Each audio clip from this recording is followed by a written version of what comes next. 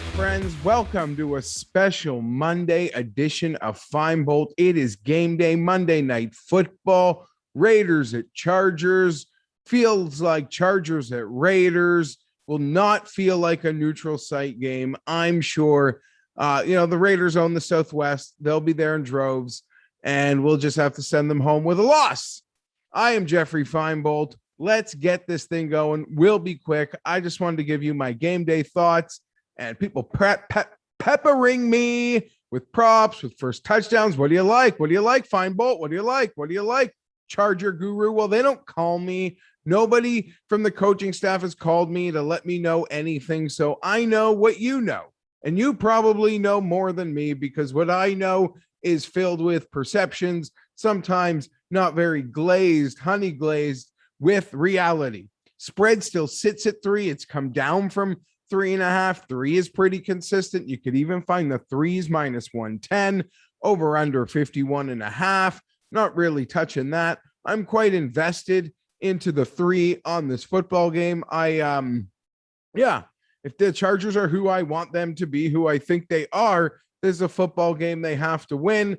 I could very well be a close game. My confidence level's a little lower. I'm more nervous as we get to game day than I probably was talking about game day 6 days ago. But nonetheless, here we are. I'm laying the 3. Happy to still be able to get minus 110. People very excited about the Raiders for good reason. People think that the home field hasn't been baked into this line. I promise you it has. By home field, I mean lack thereof, clearly. Okay?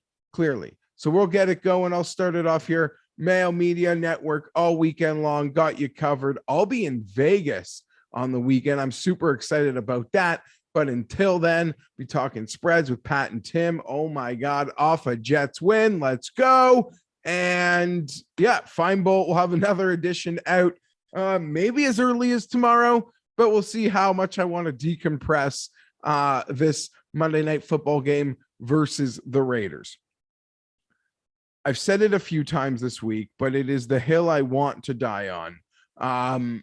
Derek Carr and the Raiders, they are having a great season. They have beaten really good football teams, but they have not played a football team who can get after them over the top like the Chargers have the potential to be able to.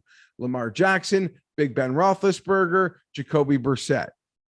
Good football teams. You could debate the quarterbacks. Lamar's obviously amazing. The other two in their current status, meh. So we'll see. The Chargers, obviously, from a passing perspective, have an opportunity to exploit the Raiders in that regard. Can't deny, though, that Raider front seven, Max Crosby and company, they are really coming on. First-year defensive coordinator Gus Bradley didn't change his stripes much his days with the Chargers. And I don't hate Gus. And there's a lot of ex-Chargers on this defense, so it's weird. Phylon, Perryman, Hayward, Square, defensive coordinator, and Bradley, and I'm probably missing another one. So it's a defense littered with ex-Chargers. I look forward to a lot of that. The Chargers have played Dak Prescott and Patrick Mahomes in the last 2 weeks. So with all due respect to Derek Carr, I'm not a Derek Carr hater. I mean, if you've watched my content for a long time, I've not ever taken opportunities to just blindly pick on Derek Carr. I feel like the situation in Oakland, now Vegas, always felt a little awkward. And where are you going to get rid of Derek Carr to replace him with who? So so seeing Derek Carr progress in his 4th year now with John Gruden, getting comfortable in a Gruden offense, doesn't entirely shock me. With a lot of fun weapons. The Chargers, on the other hand, have done a really nice job this season in sort of keeping the top on the defenses. Look at what they did to CeeDee Lamb. Look at what they did to Tyreek Hill in the last couple outings. In listening to every word Coach Daly says, talks about, we're keeping the top on them. We're keeping the top, and it worked. Look at the point totals from the Cowboys. Look at the point totals from the Chiefs. The Chargers have done a good job in that. And the Derek Carr yard prop, despite people, I guess, being less excited about the Chargers, I'd say one of the sharpest moving numbers this week has been the Derek Carr yard prop, because I saw that in the 290s early in the week, and that's as low as like 281, 282, 283 right now. So that's taken a hard drop. I guess they feel they're getting healthy at the running game. And maybe that coincides with thinking the Raiders are going to win and less having to pass, less having to throw from behind. So that is a number that I've seen drop drastically. I'm not betting the Derek Carr under yards passing total, but we are betting a Derek Carr under on one specific angle. Raider O-line, I mean, yeah, the way that's come together, that's something I made jokes about in the offseason. So from an outsider, like, thoroughly impressed. You want to talk about disappointments in the NFL this season, like units as a whole? Safe to say, just off the top of my head, easy, the Redskins defense, right? Clear disappointment. Maybe the most disappointing unit as a whole. Disappointing players, maybe no fault of their own, but, in some regard, just thinking off the top of my head, like Kyle Pitts. I mean, you guys put him in the, not you, but, I'm no draft expert, but I read the draft expert, and, they sold me that the guy was a Hall of Famer. Good stories in football, units that like most improved, most unexpected, playing great. Raiders O-line. Chargers Justin Jones, was hoping he would be back. He is not tonight. Kenneth Murray, a late week injury.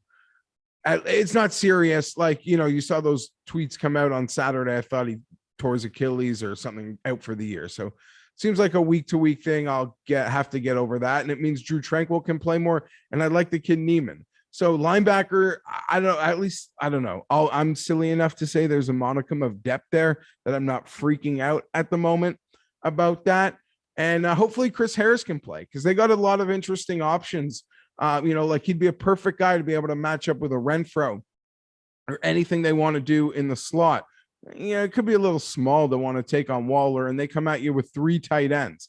So I'd love to see Chris Harris to be able to be active tonight. And the injury report, a lot kinder to the Raiders, especially with getting Jack Jacobs back, fully assumed. That's what everyone seems to be saying.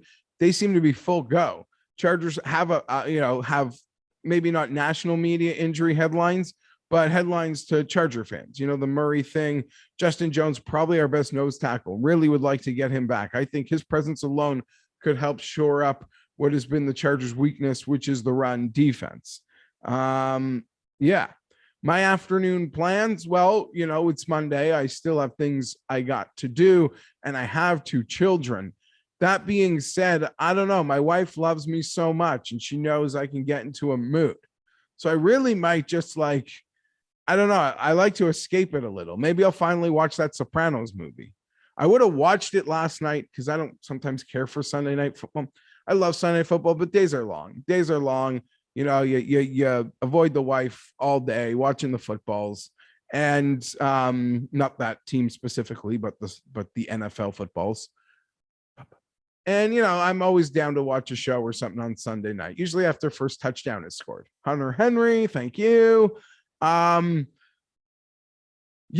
And if it wasn't Brady Belichick, that game was boring. I probably aren't watching it much past the beginning, and I'm probably going to bed and or watching the movie. So I might do that today, or I should probably save the movie for when I'm really sad after they lose and I won't be able to fall asleep. That's a tough one.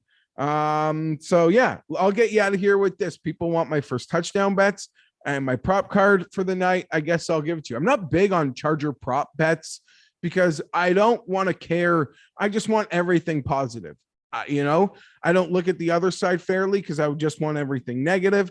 And I don't care who catches the ball. I just want progress. Forward, touchdowns, go. Like I might have a lot of Chargers in fantasy. That's just probably natural in some of my pools. I like them. I play fantasy. I like that fun. I like to sometimes take pools that I don't think are serious and draft players that I want to cheer for.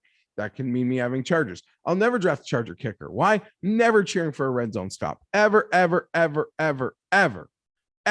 When Anthony Lynn was the coach, I'd watch games like this. I don't want to see anything. Stop. I can't look. I don't want to watch. Tell me when it's over. Is it over? It hurts, right? I'm supposed to be sad. Okay.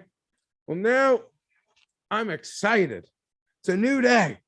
That's me, like coming out of my cocoon, right? I'm coming out of my cocoon on fourth downs with Coach Staley. That's me. Let's go. Props. Mike Williams, first touchdown, 9-1. He's my big body guy in the red zone this year. Jarrett Cook, well, this money would have gone on Hunter Henry. He cashed for me last night. You're new here. I kind of was giving you a hard time in the offseason.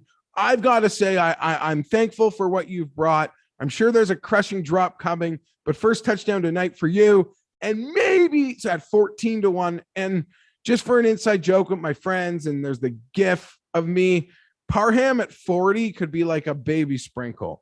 That being said, other bets I could have on this game or recommendations. Jalen Guyton over 1.5 receptions is plus 100. On the huge 4th and 9 in the fourth quarter last week versus the Chiefs, Herbert threw the ball to Guyton. He drew the penalty flag, but that just shows you Herbert's happy to go to Guyton, even in the biggest situation. If there's going to be a bomb, it's probably to Guyton, something a little short, little cross, Guyton. So, yeah, that would be mine. But I don't want to, early in the year, we're getting such short Keenan numbers, like 5.5, and they're still disrespecting him. So it's all about that. I don't want to, I'm just not here to need to, my mind want to see Keenan force the ball. I just want the Chargers to play great and win. That Guyton one is small enough for me. And I mentioned how Coach Staley has put such an emphasis on keeping the top on defenses and how they did against those top Cowboy receivers and how they did against Mahomes and company. Even though the fumbles, there were turnovers, they still weren't successful with those deep situations that they always are. Derek Carr under 39.5 longest pass play. Could obviously get burned on that, could get burned on it quickly. But I guess that's an element of that Carr number shrinking from in the 290s to the low 280s for the total passing situation. So that could work for me. That could work for me. Under 39.5 under longest passing play. I'm Fienbolt. It's Monday. We're fired up. It's still early in the day, so there's way too many hours for this game. I wish it was right now. Want to send all those Raider fans that are going to fill my stadium with an L. Whatever happens, you better be subscribing to that Mayo Media newsletter, because tomorrow night we'll be out early, or the newsletter subs get the Spread Pick Show week 5 early, and Tim just won a football game, and I'll be happy or sad. Okay? So that's like the little appetizer before Cam and Pizzola argue and hit you up later in the week. All the best fun, most fun. I can't get my words right. I just got to get out of here. Let's have a win. First place in the AFC, tied for first place in the conference on the line with the W. Let's go. I'm out.